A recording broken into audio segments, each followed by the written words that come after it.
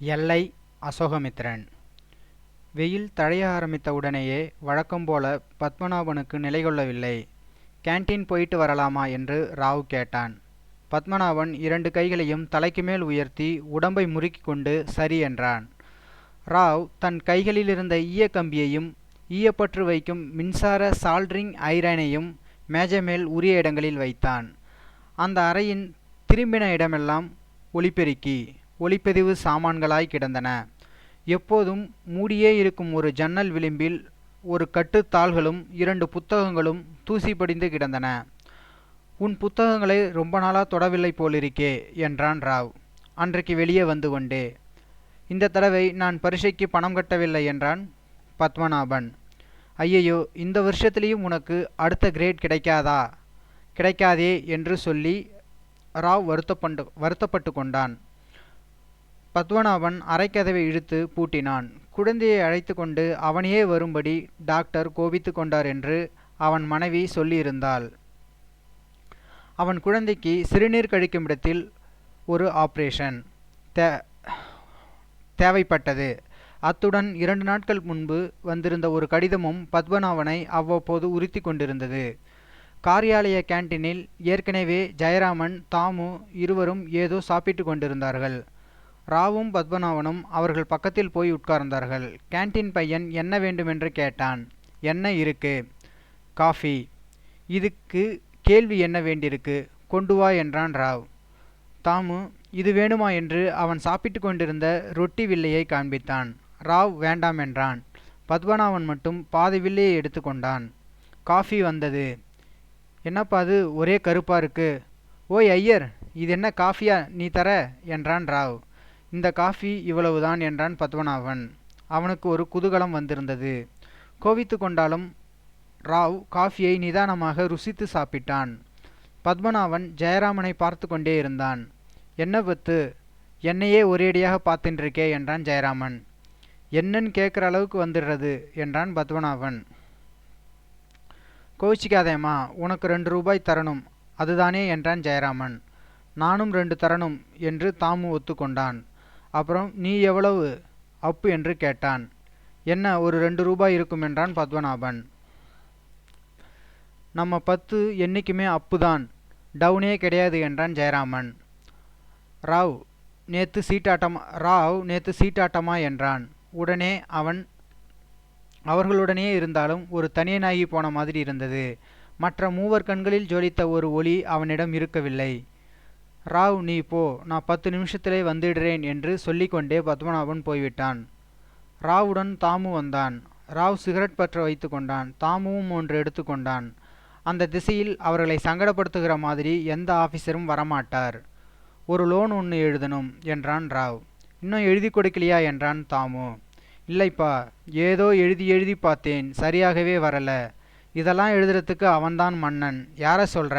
சேஷாத்ரி. ஆமாம் ஆமான். அவன் வேலை விட்டு போனப்போ ஒன்றும் தெரியல. இப்போதான் எதுக்கோ அவன் இல்லாதது ரொம்ப கஷ்டமாக இருக்கு. அவன் லோனு இல்லை எதுக்கு எழுதி கொடுத்தாலும் கட்டாயம் நடந்திடும். எங்கே இருக்கானோ இப்போ? நான் 4 மாதம் முன்னால் பார்த்தேன். வேலை ஒன்றும் இல்லை மாதிரி தான் பட்டது. இங்கே இருந்த வரைக்கும் என்ன வேலை பண்ணினாலும் பண்ணாவிட்டாலும் பத்மநாபனுக்கு மணிக்கணக்கில் கணக்கு சொல்லி கொடுத்தான். கடைசியில் இந்த ஆள் பரீட்சைக்கே போகலையாம்.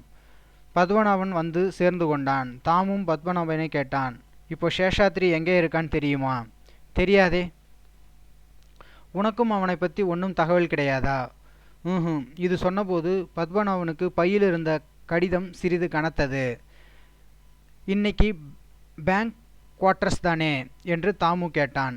இன்னைக்கு வியாழக்கிழமை என்றான் பத்மநாபன். ஓ, என்ன அவ்வளவு சோகம்? இன்னைக்கு ஆட்டம் கிடையாதா என்று ராவ் சிறிது வேடிக்கையாக கேட்டான். ஜெயராமன் அவன் அண்ணாவோடு குவார்ட்டர்ஸ்லே இருக்கான். வியாழக்கிழமை அவர் சாய்பாபா பூஜை பெருசாக பண்ணுவார். அதனாலே அவர் ஆட மாட்டார். அதனாலே நீங்கள் யாரும் ஆட முடியாது என்று முடித்தான் ராவ். ஆமாம் என்றான் தாமு. தாமு அவன் வேலை செய்யும் இடத்துக்கு போய்விட்டான். ராவும் பத்மநாபனும் பாதியில் அவர்கள் விட்டுப்போன ஆம்பிளிஃபயரை மீண்டும் எடுத்துக்கொண்டார்கள். ராவ் மிகவும் நேர்த்தியாக ஈயப்பற்று வைத்து கொண்டிருந்தான். பத்மநாபனுக்கும் அந்த வேலையெல்லாம் நல்ல பழக்கம் உண்டானாலும் ஈயப்பற்று வைக்க வேண்டிய வேலையை ராவிடம் கொடுத்து விடுவான். ராவ் சிறிது தயக்கம் தடுமாற்றம் இல்லாமல் பொட்டு பொட்டாக கம்பிகளை இணைத்து ஈயப்பற்று வைப்பான். அதை பார்ப்பதற்கே மிகவும் அழகாக இருக்கும்.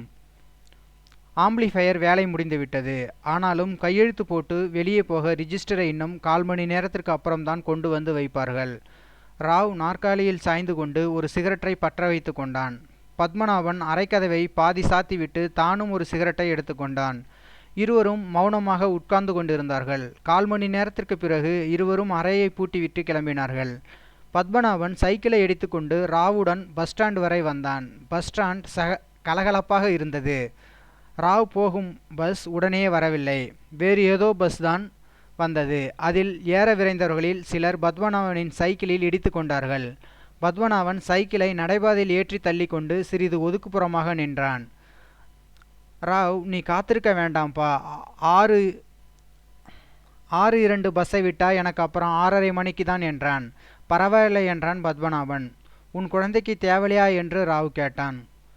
என்றான் பத்மநாபன். பிறகு ஒன்றும் முடியலை. ஒவ்வொரு மாசமும் இழுத்து பறிச்சுண்டு இருக்க வேண்டியிருக்கு. தேதி 18. இன்னும் பால்காரன் பாக்கி, டாக்டர் பில் இரண்டையும் கொடுக்க முடியல.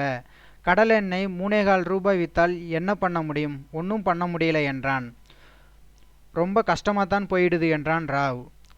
அப்புறம் நீ கடலெண்ணெய் வாங்கி எவ்வளவு மாதம் இருக்கும் என்று கேட்டான். ஏன், போன வாரம் கூட வாங்கினேன். கடலெண்ணெய் விலை 4 ரூபாய்க்கு மேலே போய் 3 மாதம் ஆறுது. பத்மநாபன் சிறிது நேரம் பேசவில்லை. பிறகு லோன் எழுதிட்டாயா என்று கேட்டான். இல்லை, நாளைக்காவது எழுதி கொடுத்து விடணும். அது வந்தா ஒரு 25 தர முடியுமா? லோன் முதல்ல முழுக்க கிடைக்கட்டும், பார்க்கலாம். நான் வாங்கின லோன் அடுத்த மாதம்தான் முடிகிறது. இன்னும் 6 மாதத்துக்கு ஆஃபீஸிலிருந்து நான் ஒன்றும் எதிர்பார்க்க முடியாது. நீ சேஷாத்திரிக்கு பணம் ஏதாவது பாக்கியா என்று ராவ் கேட்டான். பத்மநாபன் திடுக்கிட்டு போனான். இல்லையே என்றான். சும்மா கேட்டேன் என்றான் ராவ். நான் வரேன் என்று பத்மநாபன் கிளம்பினான். பத்மநாபன் கிளம்புவதற்குள் ராவின் பஸ் வந்துவிட்டது. ராவும் போய்விட்டான். பத்மநாபனுக்கு சந்தேகம் வந்துவிட்டது. பணத்தை திருப்பி கேட்டு சேஷாத்ரி கார்டில் எழுதியிருந்தான். ராவ் சாதாரணமாக ரொம்ப கண்ணியமாக நடந்து கொள்வான். ஆனால் இந்த ஒரு சமயம் அவனுக்கு என்றில்லாத பிறர் கடிதத்தை எடுத்து படித்து விட்டான். படிக்காமலும் இருந்திருக்கலாம் என்று பத்மநாபனுக்கு தோன்றியது. அந்த சேஷாத்ரி ஒரேடியாக 50 ரூபாய் திருப்பி கேட்கிறான். பத்மநாபன் துர்கா பவனுக்கு போய் ஒரு காஃபி சாப்பிட்டான். அங்கே இன்னமும் 18 பைசா தான் வைத்திருந்தார்கள். மணி 7 கூட ஆகவில்லை. வீட்டுக்கு போக முடியவில்லை. குழந்தையை டாக்டரிடம் அழைத்து போக காலை நேரம்தான் சரி. சாய்பாபா பூஜை செய்வதாக தடபுடல் செய்வது நம்மை நாமே ஏமாற்றிக் கொள்வதாகும். இது நன்றி கெட்ட தினம். ஒவ்வொரு நாளும் அந்த வீட்டில் 10-10:30 மணி வரை கூத்தடித்துவிட்டு இப்படியும் எண்ணம் வைத்திருக்க கூடாது. பத்மநாபனால் அவ்வளவு சீக்கிரம் வீட்டுக்கு போகவே முடியவில்லை. ஒரு 3 மாடி பள்ளிக்கூடத்தின் பக்கத்து சந்தில் இருந்த ஒரு ரீக்ரியேஷன் கிளப்புக்கு போனான். எவ்வளவு ஜன்னல்கள் இருந்தனவோ அவ்வளவு கண்கள் படைத்த கபந்தன் போல அந்த கிளப் இருந்தது. அந்த தெருமுனைக்கு மட்டும் ஒரு தெருவிளக்கு இருந்தது. சைக்கிளை காம்பவுண்ட் உள்ளே ஒரு ஓரமாக பூட்டி வைத்துவிட்டு பத்மநாபன் முதல் ஹாலுக்கு போய் பார்த்தான். அங்கே 4 மேஜைகள் இருந்தன. அவன் தேடிய முகம் இல்லை. கீற்றுக்கொட்டகை போட்டிருக்கும் மாடிக்கு போனான். அங்கே அவனுக்கு தெரிந்தவர் இருந்தார். அவர் வாயில் ஒரு பக்கத்தில் வெற்றிலை புகையிலை அடைபட்டிருந்தது. அவருடைய கண்களும் சிந்தனையும் ஒரே நிலையில் அழுத்தி வைக்கப்பட்டு இருப்பதை முகம் காட்டிற்று. அங்கே உட்கார்ந்திருந்தவர்கள் எல்லோருமே ஒருவர் மாதிரி ஒருவராகத்தான் இருந்தார்கள். பத்மநாபன் சிறிது தள்ளியே நின்றான். 5 நிமிஷத்திற்கு பிறகு நண்பர் வந்தார். அவர் போட்டுக்கொண்டிருந்த ஷர்ட்டே 70 ரூபாய் பெறும். என்ன பத்மநாபன் என்று கேட்டுக்கொண்டே அவர் வாயில் உள்ளதை துப்ப ஒரு மூலைக்கு போனார். ஒரு பையன் அவர் சைகை தெரிந்து ஒரு டம்ளர் தண்ணீர் கொண்டு சென்றான். அவர் வாயை கொப்பளித்துவிட்டு பத்மநாபனிடம் வந்தார். வந்தவர் பையனை கூப்பிட்டு, டேய், நெய்யடை 2ம் காஃபியும் வாங்கிண்டு வா என்றார். பத்மநாபன் எதுக்கு என்றான். அவர் அறியாமல் அவர் நாக்கு நுனிப்பல்லுக்கிடையில் சிக்கியிருப்பதை தேடி அகற்றுவதில் முனைந்திருந்தது.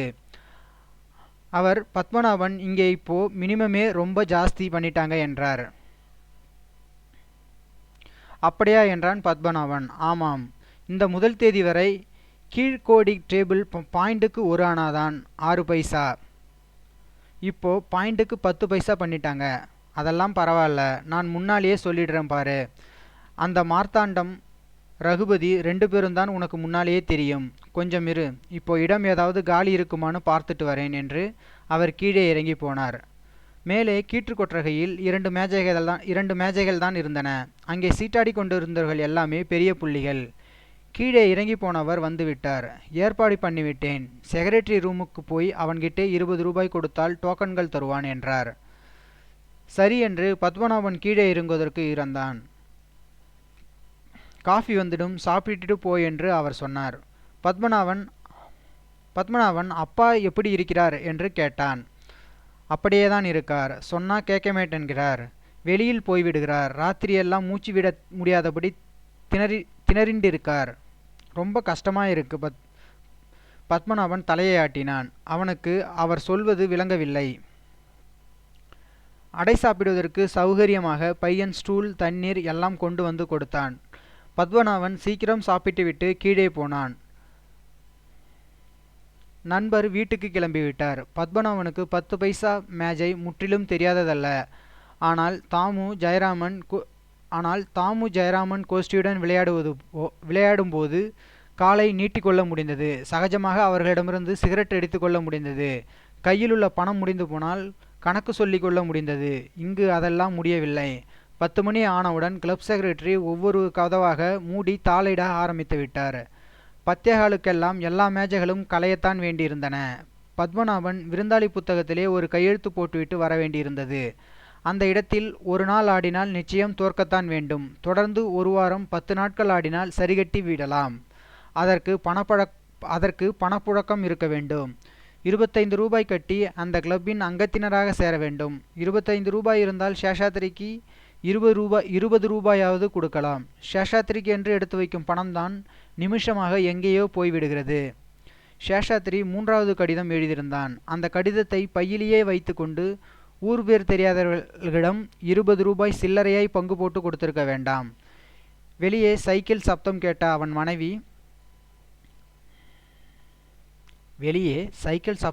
அவன் மனைவி கதவை திறந்து விட்டாள். குழந்தை வாயிற்படியருகே தூங்கியபடி புரண்டு வந்திருந்தான். பத்மநாபன் முழு சைக்கிளையும் 2 கைகளில் தூக்கி கொண்டு மெதுவாக குழந்தையை தாண்டி போய் சுவரில் சாத்தி வைத்தான். மனைவி பக்கத்து அறையான சமையலறையில் விளக்கு போட்டாள். குழந்தை வீறிட்டு அழ ஆரம்பித்தான். பத்மநாபன் அழாதடே கண்ணா என்று தட்டினான். குழந்தை கண்களை திறக்கவில்லை. ஆனால் உடம்பை அப்படியும் இப்படியுமாக முறுக்கிக் கொண்டு பயங்கரமாக அழுதான்.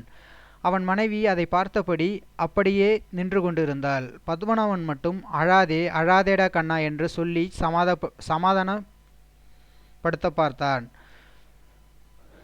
குழந்தை கதறி அழுது தொண்டை கட்டிப்போய் உடம்பில் 4-5 இடங்களில் சிராய்ந்து கொண்ட பிறகு ஓய்ந்தான். அப்போதுதான் அவன் மனைவி ஒரு துணியை கொண்டு வந்து குழந்தையடியில் தரையை துடைக்க வேண்டியிருந்தது. நாளைக்கு டாக்டரிடம் கட்டாயம் அழைத்து கொண்டு போகிறேன் என்று சொல்லியபடி பத்மநாபன் சாப்பிட உட்கார்ந்தான். அவன் மனைவி பதில் பேசவில்லை. அவனுக்கு தலைக்குள் இரத்தம் குப்பென்று ஏறியது. ஆனால் தாங்கிக் கொள்ள முடிந்தது. குழம்பும் விட்ட பிறகு அவள் பொரித்த அப்பளம் ஒன்று போட்டாள். என்ன ஏது என்று கேட்டான். அவள் பதில் ஒன்றும் தரவில்லை. அவன் சிறிது உரக்க உன்னைத்தான் கேட்டேன் என்றான். மத்தியானம் சலான் கடையில் வாங்கினது என்றாள். மறுபடியும் தலைக்குள் இரத்தம் பெருக்கெடுத்தது.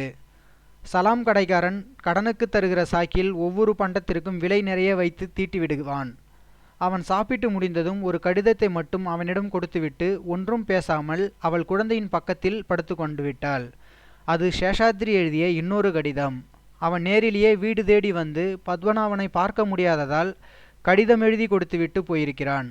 நல்ல வேளை, நேரே வீட்டுக்கு வராமல் இருந்தது. ஆனால் நேரே வீட்டுக்கு வந்திருந்தால் பாதி கடனாவது தீர்ந்திருக்கும். எப்போதோ படித்து மறந்து போன உப்புசப்பற்ற கணக்குகளையெல்லாம் ஞாபகப்படுத்தி கொண்டு தனக்கு சொல்லிக் கொடுத்து தொண்டை வறண்டவனுக்கு சிறிதாவது ஒத்தாசையாக இருந்திருக்கலாம். அவன் ஏதாவது சொல்லிவிட்டு போனானா என்று கேட்டான். படித்திருந்தவள் பதில் சொல்லவில்லை. இந்த தடவை அவன் இறைந்தபோது குழந்தைக்கே கூட தூக்கத்தில் ஒரு முறை தூக்கி வாரி போட்டது. ஆனால் அவன் தலையை மட்டும் வேறு பக்கம் திருப்பி வைத்து கொண்டான். இப்போது தலையில் இரத்தம் பெருக்கெடுத்த போது அவளை கொன்றுவிடுவான் என்று அவன் நினைத்தான். ஆனால் இந்த முறையும் கோபத்தை அடைத்து கொள்ள முடிந்தது. இனிமேல் அவன் என்றென்றும் கோபத்தை அடக்கிக் கொள்ளத்தான் வேண்டும் என்று தோன்றியது. எல்லை அசோகமித்திரன்.